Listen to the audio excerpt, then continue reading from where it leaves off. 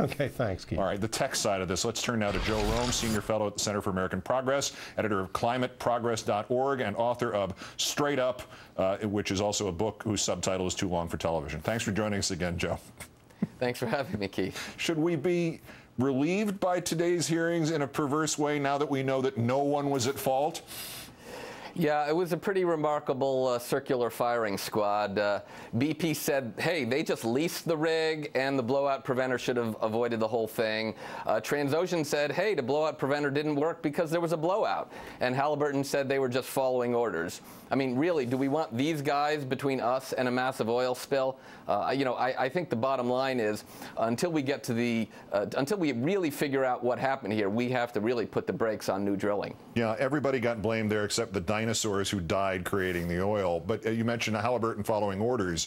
They said they were following orders not just about this spill, but on a spill with totally different owners and operators last year offshore off Australia.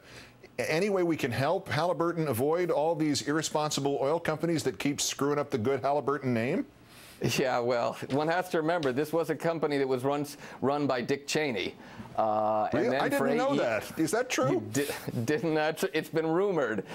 Dick Cheney's still in hiding, though, so we don't know for sure. But, you know, and then for 8 years, Cheney was in charge of the regulations for this industry.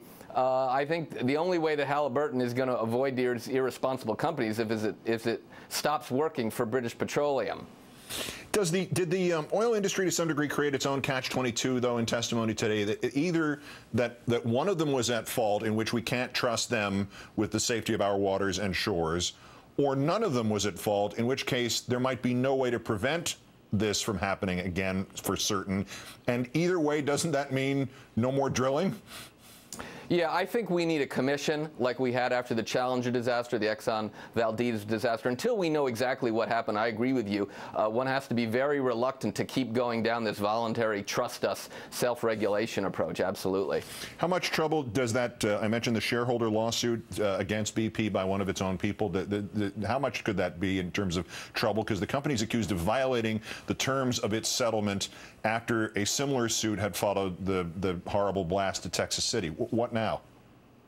Well, the company has certainly been reckless in it's got the worst safety record in the business. And but the fact of the matter is it's making money hand over fist.